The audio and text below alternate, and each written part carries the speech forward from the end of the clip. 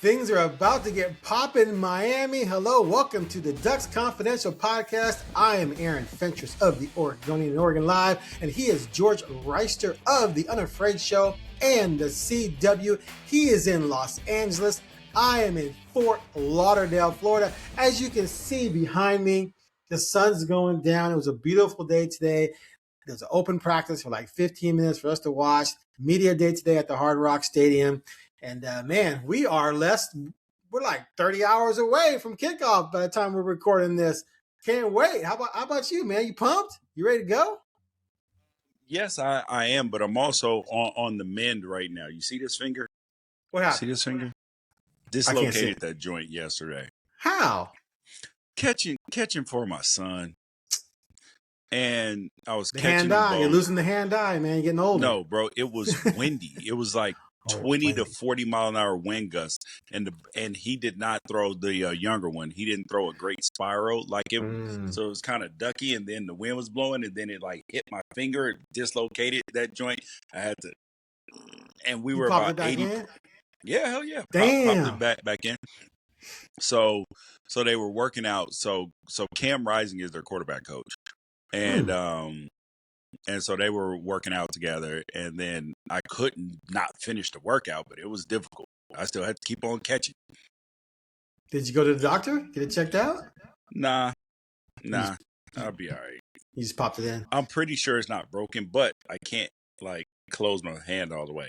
And good thing, bro, I took my wedding ring off probably 15 minutes prior to it happening because I wear a metal one.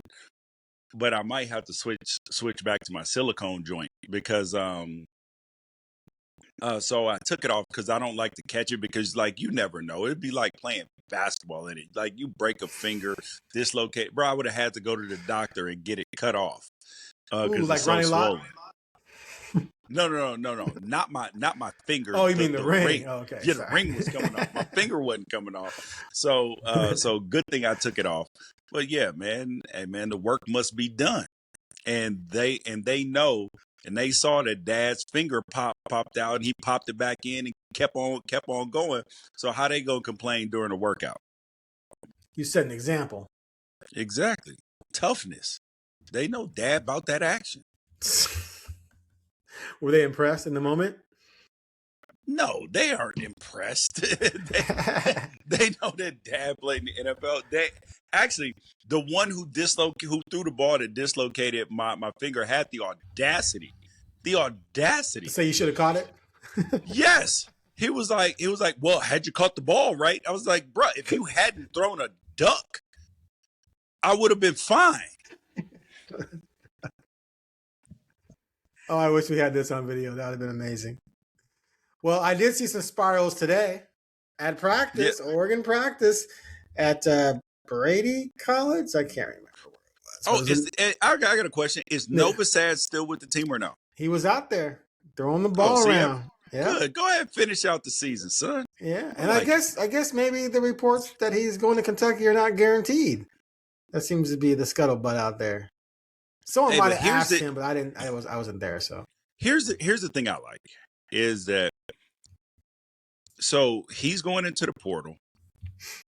I think Dan is taking an approach similar to Kenny Dillingham, where he's like, "Yo, season's going on, man. So if you want to play and finish out, cool, but you can't play like some of them dudes did at the end of the James Madison game, and some of them just so happened to hop in the portal, and might have been clear why that they may have been, focused on some other things. Meaning hopping in the portal.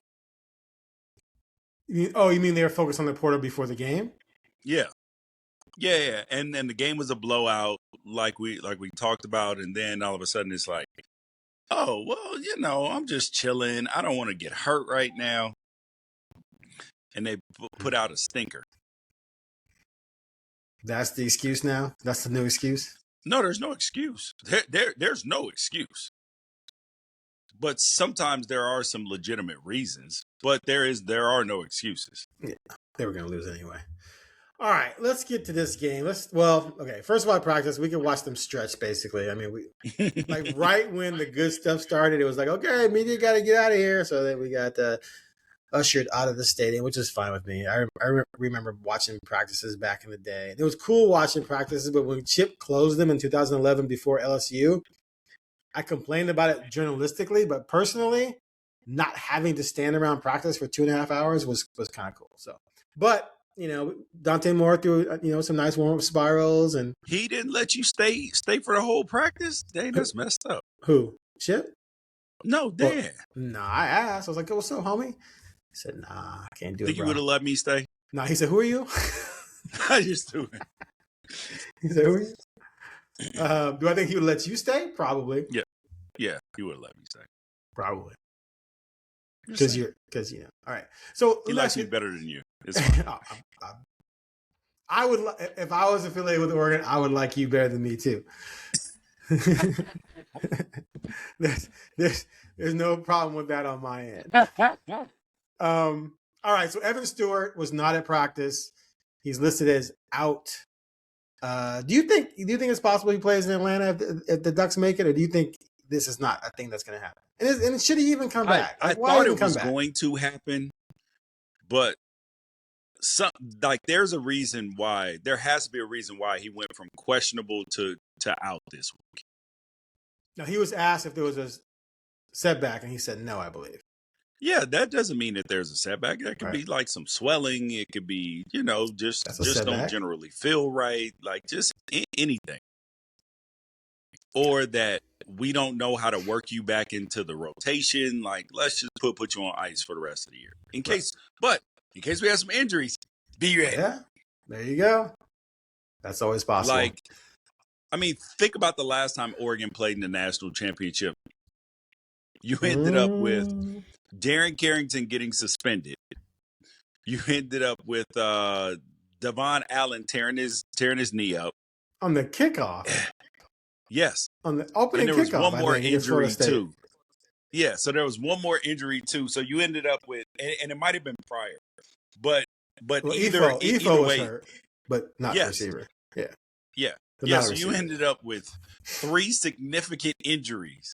Now I'm not sure if Efo would have impacted the run defense at all, but the passing offense, which there were some drop balls early and stuff like that, that probably would have helped, and Oregon would have been up more initially to start the game. But that's neither here nor there.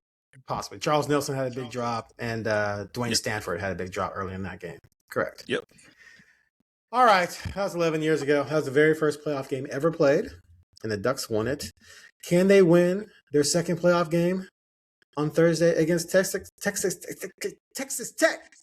All right. Let's start off with Oregon's offense versus Texas Tech's defense. Everyone's been praising this Texas Tech. I can't even say it. Everyone's been praising this Texas Tech. I'm gonna say Red Raider. I can't even say Raider. You know what? I'm on fumes, man. I can't get my clock right. Yo, that red team. I can't get my clock right. I'll say it for you. Texas Tech defense.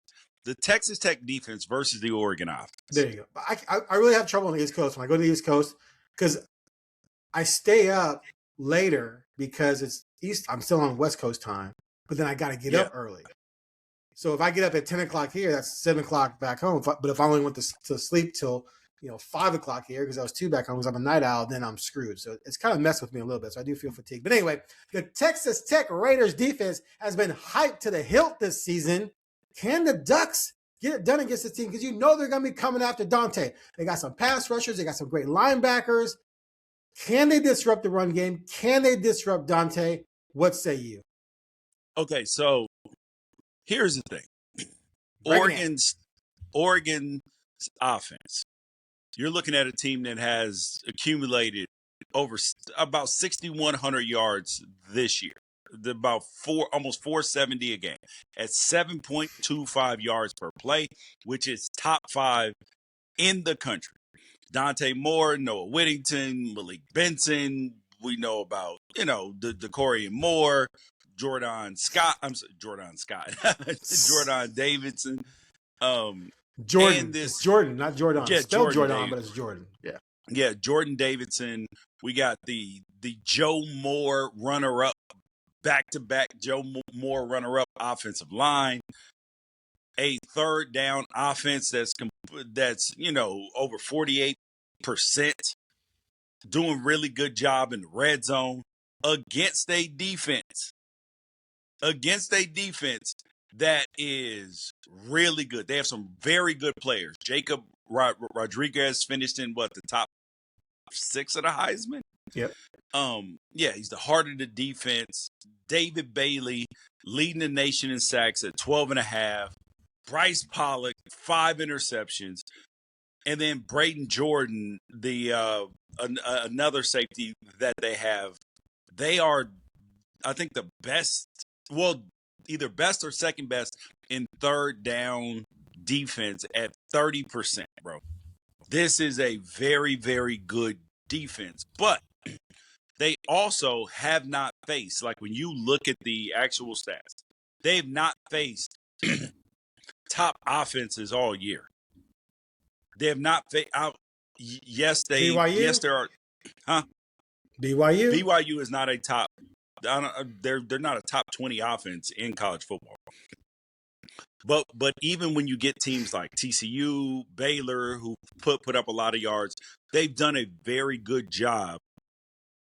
Texas Tech has of stopping those teams. So this is going to come down to the unstoppable force of Oregon's run game versus the immovable object in Texas Tech's run defense. That's what that part of the matchup is going to come down to. And I trust Oregon's offensive line, Terry and, Stein, creative run plays and all of that, more than I trust Texas Tech, only because everybody who Oregon has lined up against, they've run the ball against successfully. They ran the ball against Indiana, who's one of the best run defenses in the country. They just stopped running. They ran the ball against Iowa. Yeah. They've run the ball against Wisconsin. They've run the ball against anybody who is supposed to be a good run defense. So you have to assume that they will have some success running the football. And then passing the ball, this is a team that they get a lot of turnovers. But part of the reason why they get so many turnovers in the pick category and then sacks is because teams are usually down big and they're in must-drop back pass situations. So those defensive ends and tackles, they get a chance to just pin their ears back and rush. Right. And that won't be the case because Oregon won't be one-dimensional. So I like that. Like, I think that is the matchup that's going to decide this football game. Fair enough. All right, so Oregon's rushing attack against Indiana. The running backs, the top 3 running backs, 16 carries for 103 yards. Sorry, so why are you not running? 70, 86, 90, 103 yards. So guys. Why weren't you running? That's 6. It's like, what's that, 7 yards a carry? Yeah, like they ran the ball well. Now, they only finished with 81 net because you had the minus 27 for Dante Moore on the sacks, and then Deer Hill only had 3 carries. I guess I got to add that. Their top 3 backs did that, but Deer Hill had 3 carries for minus 3 yards, so now we're at 19 carries for 100. Still you look at 5-6 yards per carry. 5 yards a carry. Right, and they lamented the fact that they didn't stick with the run, that maybe they should have done so, and that would have mitigated some of the problems they were having in protection, et cetera, et cetera. Regardless, Indiana did a good job, but maybe Oregon moved away from it too much. So the question is how does Indiana's defense stack up to Texas Tech? If we say they're equal, then I think this is going to be trouble. If we say Indiana's defense is better, then that leaves more leeway to believe that Oregon is going to take it to Texas Tech, whereas maybe it couldn't to Indiana, regardless of how much they run the football. So when you look at Indiana and Texas Tech, do you believe that Indiana's just flat out way better because it's done a better job against better teams? Whereas, like you said, Texas Tech hasn't faced a team like Oregon, Indiana has. Or do you think Texas Tech is on par with Indiana? Okay, so Indiana's coverages and their blitz packages are more complex. You see what I'm saying? Mm-hmm. Than Texas Tech's. And that's where they had success because they confuse Dante sometimes. Correct. Right. Whereas Texas Tech has depended on their edge rushers getting to the quarterback. So Okay. you're going to have less combination coverages and tricky coverages than against Indiana. You're going to have more against Indiana than you do against Texas Tech. So high-end talent, Texas Tech might be a little bit better, but in terms of complexity of scheme and confusion likelihood, Indiana's way higher. Okay, that's fair. So if we factor that in and we say, okay, Oregon ran the ball well when it ran against Indiana, therefore there's reason to believe they're going to do the same in this game. And if you're running the ball well, and with Dante Moore's ability to get rid of the ball quickly, and the speed at receiver they're going to have, which I believe that you don't believe that Texas Tech has seen anything like that all season, that they're going to do a good job of keeping that pass rush at bay, and maybe just wearing those guys out by pounding the ball at them and then getting rid of the ball quickly. So they're rushing upfield for nothing. The ball's gone, and they can get frustrated at some point. Oh, for sure. For sure. And that, I think, is going to be the recipe. And honestly, it might be to take some shots early. Because let them see you would think. Let them see it, right? And you would think that they would sit up there and they would say, all right, well, Oregon's going to come out. They're going to want to get the ball out fast. So then the DBs may start out screwed down a little bit tighter. And then you may have an opportunity to hit them over the head early. And then if you hit them over the head early, now all of a sudden you get a little nervous. You're like, whoa, I can't get beat over the top again. Now them little quick outs and slants and all that stuff is wide open. And that's truly the reason why Indiana's offense has been successful this season. It is not like complex at all. It is get 4 yards on first down, no matter how you have to do it. Run the ball, quick out, screen, whatever it is. Get 4 yards on first down. All right. So I think we're both leaning advantage Oregon, even though we respect Texas Tech's defense. So that to me, if we go advantage Oregon, even if it's slightly, that's what tips the game for me, because I do think that Oregon's defense at the very least is going to be a wash with Texas Tech's offense. Although I do think Texas Tech's definitely going to have some success, because I like their quarterback and I like their big receivers. I think they're going to make some plays. There's no reason to believe that they won't have success. Like you don't get to the, you don't win the Big 12 and win all your games by 20 points and not going to have some level of success. Right? Hold on a second. It says trying to reconnect. Okay. Is that you or me? I think that's you. Okay, I'm back on. All right, so pick up for when I said success. All right. For me, the biggest thing is there's no way that a team that won every game by 20 plus points is going to have no success. You just have to limit the amount of explosive plays and make them nickel and dime, because if you make them nickel and dime, you're going to turn Barron Morton over. He's not a turnover machine by any stretch of the imagination. 4 picks all season, man. 4 picks. He also missed time, and he also missed a couple games too. 2 games. I'm just saying. And one of the games was against a better defense in Arizona State. So I'm not, but he does have some fumbles. But when I watch him play, there are times he will turn down throws. He will turn down throws in terms of throwing the ball into trouble, which is, it's not equal to a pick, but it can get you off the field. And he's not super mobile. So now you're not accounting for the quarterback very much in the run game or scrambles or anything else. So I like this. I like Oregon's defense, because I feel like between Canada, Finney, and Efi or Offord or whoever else is at corner, and then obviously Thieneman doing a good job at safety, they're going to have plenty in Flowers. They're going to have plenty of opportunities to get off the field. And yes, their wide receivers are big and tall, but at the end of the day, it is going to be like Oregon's athletes at DB, I believe match up better, because Texas Tech, even though that their wideouts are big, it's not like they throw them a lot of jump balls in the red zone, and that's part of the reason why Texas Tech's Texas Tech's offense is not an elite red zone offense. They get in the red zone and they end up kicking field goals. So that's Right. where I think that Oregon can really thrive. Yeah, I love. I mean, I say love. I like Morton's ability to be that pocket guy and zip it around to those big receivers, et cetera, et cetera. But if you're Oregon and the quarterback, one is not much of a running threat at all, but two, he's by his own admission up to 85%, which is better than 70% after the hairline fracture he suffered against Kansas, which cost him the ASU game and another game. If you're not worried about that guy at all running, as a matter of fact, you might even say, you know what, get out of the pocket and run because we're going to close in because our edge guys and linebackers are all faster. And we know where you're going to be at. We know where you're going to be. Right. And so there's no fear in that. You're going to be able to unleash some pressures whenever you want to, not worry about him escaping it. You're going to be able to do things in coverage. If you can get pressure with 4, you're going to be able to do things in coverage and not worry about him escaping the 4, beating outside, containing, getting out and hurting you like that. There's just so many things you don't have to worry about. Completely opposite than the Washington game when they were worried about Williams, right, and his legs. And they did everything they could to keep his butt in the pocket, right? Yep. And that worked.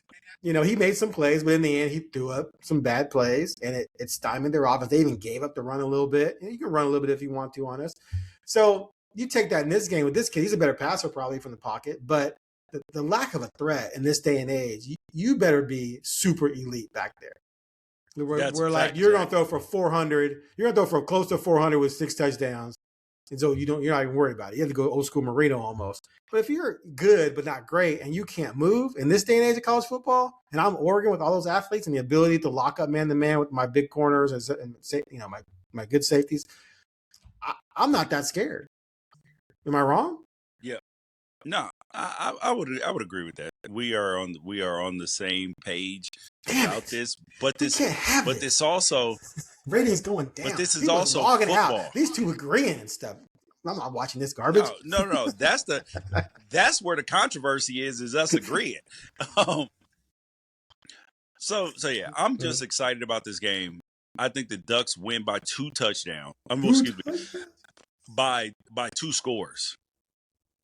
By 2 scores. Okay. 2 scores with at least one of them being touchdowns. Because 2 scores can be 2 field goals. No, that's one. Doesn't score. Count? No. So where you need 2 possessions. 7. 2 possessions. Yes. Okay. Well, that's still 2 field goals. But I hear what you're saying. No. I know. 9 or more. I know. I'm messing with you. Ain't no 9-point plays. I know what you're saying. Okay. I haven't moved to that point. I'm still around 24-20. I'm going from a nail biter to like they're in control and like maybe it's 24-14 with 4 minutes to go and they give up a touchdown or something. I don't know. I do feel like Oregon's better, but I don't think Oregon's offense is going to run away. The game away. Yeah, I just don't feel like I just don't really feel like Oregon, because Oregon did struggle against Indiana. Penn State, their offense wasn't great in that game. USC, but USC's defense is not very good. Iowa, but it was raining. I get that. I just don't feel like we've seen Oregon, even UW. We haven't seen Oregon light up a good defense. And that was the thing back in the day. And yes, it was a blur. I know it was a blur. It was a different era and stuff like that. But they would just light up good defenses. Defenses would walk in, giving up 15 points a game, and they're down 32. They're down 32-10 at half. Like, damn, what just happened? Right? You were like, we only give up 15 a game. They got 35 at halftime. You're like, damn. So I feel like this offense can just have moment or lulls where it's just not firing, and so that to me is going to bring the score down a little bit. And I want to give Texas Tech's defense some credit, but I think it's going to be a strong, solid 24-20, 24-17 kind of win for Oregon. I think they're the better team. But you think they're going to pull away? They're going to pull away like 27-17, 27-31. 27-30. Oh, 27 or 31 for Oregon. Okay, sorry. Yeah. Like 20-31, somewhere around there. Okay. All right. Well, we agree, man. So I got to get ready to book my trip for Atlanta. Dude, I got to fly home and then come right back 5 days later. At least I can get direct to Atlanta. Oh, Go yeah. ahead. Go ahead. Oh, Oh, poor pobrecito. baby. Oh, pobrecito. He's got to go cover the amazing Ducks and watch them win. Oh, and go to Miami. Oh, we feel so sorry for you, Aaron. Oh, poor Aaron. Poor Aaron. Yeah. Poor Aaron. All right, let's talk about the other 3 games, man. Let's start with the Miami Hurricanes. I'm so upset. When I was coming down, I was thinking I need to try and hit up Mario and see if I can get an interview with Mario and write about, Mario in the playoffs with the Hurricanes, blah, blah, blah. But of course, they're gone. They left. We probably flew past each other in the night. Who knows? But the Hurricanes going to play Ohio State in the which one are they going to? Which bowl game? Sugar Bowl. Sugar Bowl. Okay. Oh wait, no. Excuse me. Because Indiana's they're going to the Cotton Bowl. Cotton Bowl. They're going to the Cotton Bowl because this is the last year of the tie-ins where like the Big Ten and the Rose Bowl and the SEC and the Sugar Bowl. This is the last year of the tie-ins. Okay. And Indiana's in the Rose, right? Yep. Rose Bowl versus and the other one's Fiesta. Alabama. You can tell I didn't pay. No. Orange. I have no idea what sugar, I'm talking about. Orange, sugar, cotton, and rose. Okay. So no Fiesta. Okay. Correct. It's hard for me to pay attention to the bowl thing when it's a playoff. Like it's just, it's weird for me. But anyway, all right. So Miami, Ohio State. I'm a Miami Hurricane fan. We've talked about this. I would love to see Miami run the table. They are 9.5-point dogs. I know, and play Oregon. That would be amazing theater. And yes, I'm already one of the more hated media members to cover the Ducks. I will be an absolute super villain during that week if Oregon plays Miami. Let me just put it out there right now. It'll be obnoxious. And you would have to pick Oregon to win that. Mm-hmm. And you would have to pick Oregon to win that game, and that would just hurt your heart. I would just abstain from picking it. I'd be like, nah, man. I'm wearing Hurricane stuff on Talking Ducks. I'm wearing it on this show. Those mini helmets behind me? I'm going to get like 5 Miami mini helmets. It's going to be bad. It's going to be. I guess we'll never know. That's the thing, because I think they're going to lose this week. I mean, I didn't think they were going to beat Texas A&M, so that tells you how I feel about it. You did. And as the game gets closer, I'm not liking the Miami disrespect. Like people think that Ohio State is just going to walk out there and just kill them. But the reality is that they have not just done that all season. That's not who Ohio State has been. They just lean on people until you break because their defense is so good. So they don't take a lot of risks on offense. So that's where the game could be tight. My only issue is that the way that Mario Cristobal likes to play offense with his teams, they get into too many rock fights. He did it when he was at Oregon. They get into like that Stanford game. You should be knocking the doors off of them, but he wants to.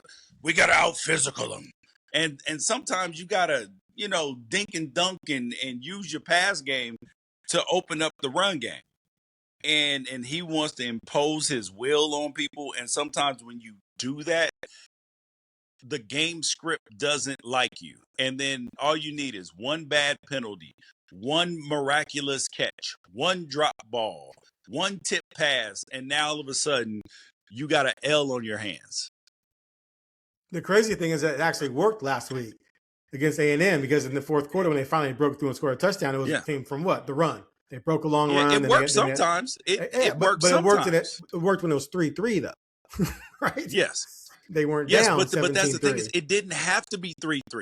That's the thing about it, is that they settled for so many field goals with not being aggressive that you almost ended up in a game. And granted, their kicker's super good, so you wouldn't expect him to miss 2 field goals. The wind was crazy though.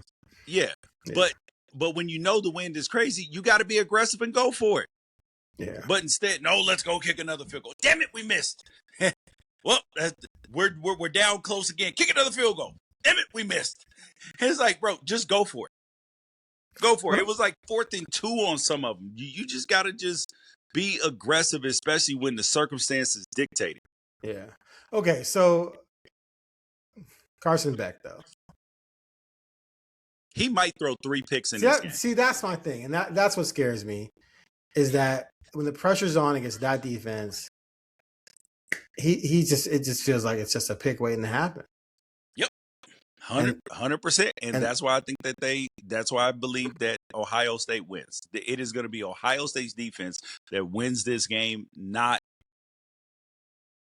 their offense. right. Like Jeremiah Smith's not going to go out there and catch 10 balls for 190 yards and 3 touchdowns. Right. That's what's not going to happen. So what's your score? Like 23-13, something like that? Somewhere around there, yeah. Yeah. Yep. And then who's Miami's quarterback going to be next season? Sagapuatelli? What'd you say? Who's Miami's quarterback going to be next season? Oh, it's not going to be Sagapuatelli. He re-signed with Cal he already did? already. Wow. Yeah. He did. He did Go this Tosh. last week from my understanding. Go Tosh. Good for him. Yeah, that's what I was told by an Oregon person who's no longer at Oregon. from a now Cal employee. Oh, okay. That's like 7 people, isn't it? Exactly. That's why I said that. All right. Okay. So Indiana, who are they playing again? Alabama. Smoke show. I know. I'm just playing. Smoke show. Okay. I think Alabama's going to win. No I chance. don't really. No I want No Alabama to win. You know why? Alabama can. Why? Because other than Miami, Oregon, the other thing I want to see so badly is Miami, Alabama. I've been wanting to see that game forever. Plus, DeBoer versus Dan Lanning 4. Oh my God, that'd be amazing. Well, listen, Alabama. Even if they do beat Indiana, they won't be winning two more games to be able to play Miami. So you don't have to worry about that. No. No, Alabama against Oregon. I'm sorry. I was saying other than Oregon, Miami. The next thing I want to see would be Oregon, Alabama. Because we've always wanted to see Oregon play Alabama. See, the issue though is that this ain't the same old Alabama. I know, this but still, one-dimensional. This is a one-dimensional offense. This is an air raid offense at this point. They can't run the ball to save their life. They're 120th in the nation in rushing. That's got to drive Bama fans crazy. For sure. Because you're used to just bullying people with just Heisman Trophy candidate, first round pick running backs coming out the wazoo. And now you don't have a guy. They probably feel yards. like Oregon fans felt when Marcus Arroyo was the offensive coordinator. Meaning, just saying. Meaning, wait. They reverse. They weren't lighting up the scoreboard. Oh, yeah, but I'm not gonna get into that. No, I'm not saying that they weren't winning. I'm just saying that it wasn't the same. Correct. Yeah, I've always maintained that. I think they did a great job that year in 19. I don't think they win any more games if they threw the ball more. Because the 2 games they lost, they didn't throw the ball that well. But I think and I'm not saying this isn't going back to they shouldn't have fired Helfrich, but I think had Helfrich remained overseeing the offense, Herbert would have had much better numbers and probably would have contended for the Heisman, but I don't necessarily believe they would have won more than 12 games that year. But I hear what you're saying. All right. Who you got in that game? So we both got Indiana. By what, though? Is it going to be close? No. Smoke show, bro. Smoke show. I think that Indiana is going to confuse Ty Simpson. He's going to throw, even though he hasn't thrown a ton of picks, he will start slowly. But at the same time, my only concern is Indiana. Well, see, here's the thing: is Indiana it's going to be tough for Indiana to start slowly because of how they play. They are nickel and dime offense, so they're going to start nickel and diming you. So it'll be interesting there to see if they're able to start fast or not. But if Indiana doesn't start slowly, yeah, I think this is a smoke show. I think we're looking at 17 plus points because you know what Kurt Cignetti doesn't do. Cignetti doesn't do. He don't let his foot off the gas. I'll tell you that much. If he can beat you by 50, he gonna beat you by 52. If he can win by 10, he gonna win by 13. Georgia, Ole Miss. I got Georgia easy in this one. Easy. So I went back and looked at the first Georgia Ole Miss game. Ole Miss was up by 11 points in the fourth quarter in this. And then things just fell apart. But when you rewatch the game, Georgia missed so many opportunities. They could have been up 2 scores instead of down 11.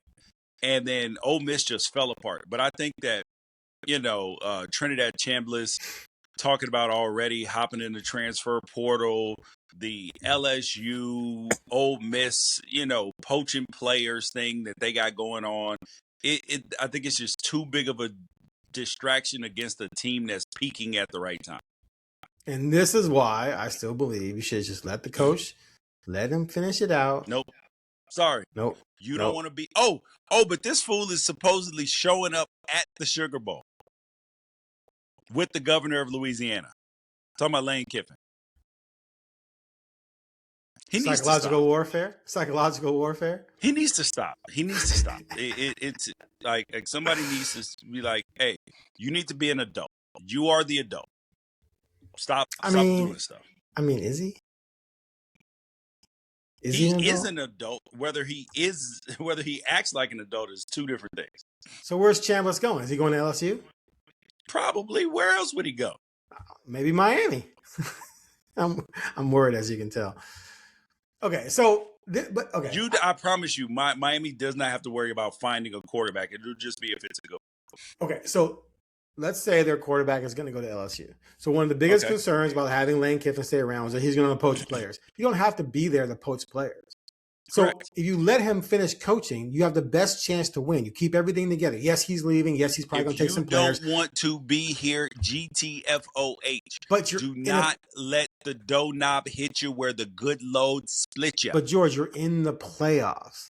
This is a golden opportunity. Don't blow it because you're mad because you might not get another one anytime soon.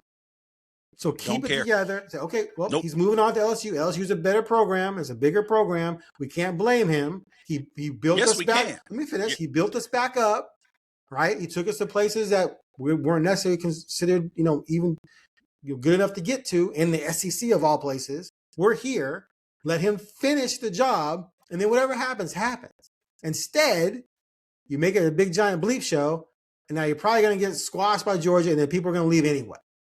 No, he did that. The university didn't do it. That's like saying that's like me going to my wife and being like, "Hey, yo, I'm leaving. I'm out of here." Can't compare it to marriage.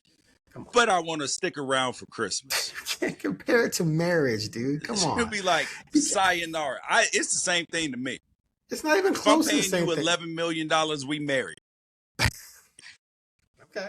Well, it's all going to blow up this week. They're going to be done. Lane's going to take the players anyway, and you would have torpedoed a chance to go deep into the playoffs with your coach. They wasn't going to win it with him anyway. They probably weren't going to win it, but they'd have a better chance. All right. It wouldn't matter. They wouldn't. They go. The road is going to end at the same spot regardless. All right, fine. We'll let that one go. All right. So I think we're in agreement on every game. Yeah. So we got Ohio State, Indiana, and Oregon. Who's Miami about to beat? No, you said Ohio State, Indiana, Georgia, and Oregon. Yeah, yes, correct. Yep. Okay, last topic. We talked about this on Talking Ducks too. Is there pressure on the program or Lanning to get it done this year, to win it this year? Or in the middle, like, hey, want to win it, go for it, but you lose a close game, Or me, which is that no expectations this year. The fact that you're in there is great, considering all the stars you lost. However far you go is however far you go. Whatever happens, happens. But next year, if Dante returns, next year is the year. So don't fret about this year. Where do you sit? I'm definitely on the third option. Where do you sit? I am definitely not in the third option because there's so many variables that factor into next year that we can't even I predicted that Oregon would make the playoff this year. I didn't predict them to win a national championship. However, when you get into the tournament and you look at it, I believe that there were 5 teams that have a chance to win a national championship this year. They're all still playing. Oregon, Ohio State, Indiana, Georgia, and Texas Tech. Indiana, Ohio State. Yeah. So Indiana, Ohio State, Georgia, Texas Tech, and and Oregon. Right. Those are the only 5 teams that I thought had a chance to win it. So I look at this season. I didn't come into the season with national championship expectations, but like I told you on Talking Ducks, as you get deeper into the playoffs, now it's like I don't think that anybody's going to be like, oh my God, Dan failed if they lose, right? But I do think the closer that you get to it, you know that there is an opportunity for you to win. And if you play your best ball, you can win. So I think that if Oregon gets past this game, I think the pressure kind of goes up some because you're now 2 games away from winning.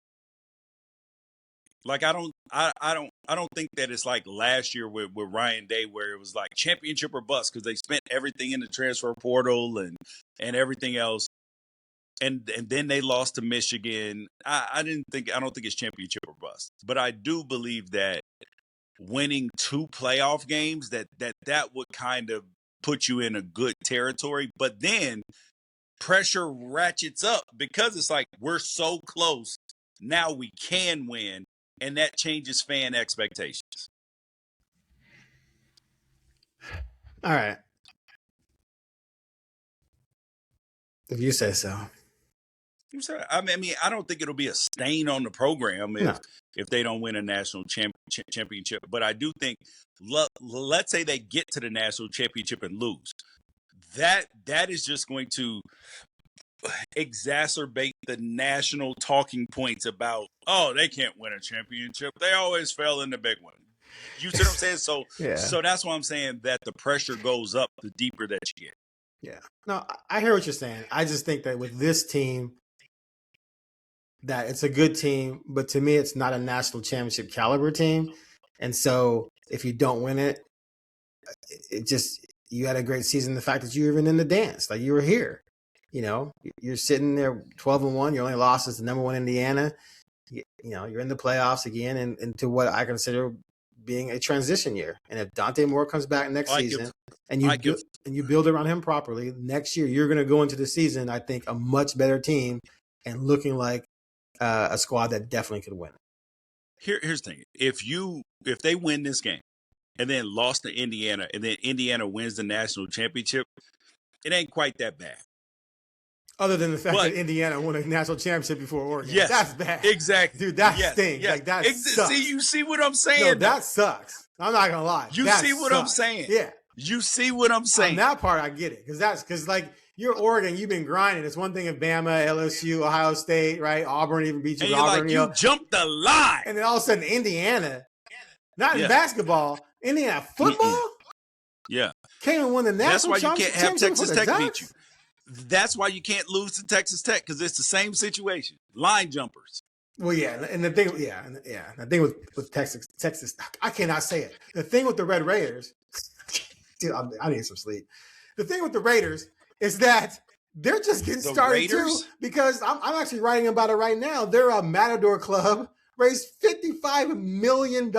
They're paying money nice, bro. They're paying oil money is nice. They're paying softball pitchers $1 million, bro. Yep. That's when you know it's serious.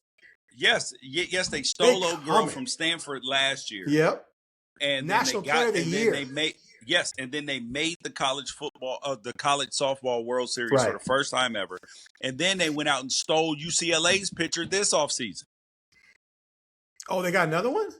Yes. So now they got 2. But you only need 1. Wait. Yep. I know they re-upped the woman they got from Stanford. They got another pitcher too? Yes. From UCLA, they stole 2 of UCLA's best pitchers, and UCLA was in the World Series again, like they are pretty much every single year. Wait a minute. Caitlin Terry. Did she sign? UCLA pitcher Caitlin Terry is joining Texas Tech. Oh my God! I told you, bro. You think I pay attention to softball? You think you? I didn't think you were lying. I just had to see it. Like, that's insane. Yeah. So, okay, so this is the scary thing right here, because they're not messing around at all. No, this guy, what's his name? Cody Campbell, former Texas Tech lineman and Campbell. played for the Colts a little bit. Billionaire oil guy. He's got a buddy. They started this collective that's just raising insane amount of money. 3,500 donors. I think they had to get to 63 million or something like that, and then 53 this year, whatever. So they're just getting started, dude, because you're getting a taste of it now. So you know they're going to go out in the transfer portal again and again and again, just trying to buy fools left and right. Dude, in 27, they're going to have a top 5 recruiting class in 2027. Just out of high school. They already got two. I think they already got 2 5-stars committed already. Right, they do. Yeah, they're not playing around. And that's not even counting the portal stuff they're going to do. Exactly. It's hilarious. I love it. I think it's ridiculous. Because on the other side of that is Iowa State, which has 16 players, scholarship players right on now. the roster. Where's everyone going? Oh, Texas Tech probably. Exactly. All right. Well, I don't know. I want to apologize to our listeners for a podcast in which we agreed on damn near everything. I tried really, really hard to come up with something I disagree with George on. I even tried to challenge him on softball pitchers, and I lost on that. So I learned a lesson. Anything else you want to add before this game? Man, enjoy the game. Go Ducks, man. I can't wait. I'm pumped. I'm not going to lie. I'm pumped. I love it's on grass. It's in Miami. I'm looking forward to this game. And we will come back and recap it. Hopefully this week. Let's rock this weekend, man. Let's get this thing up because they play Thursday. We gotta get going over the weekend if we can. If you can. Okay. All right. We'll see what we can do. Thanks for watching.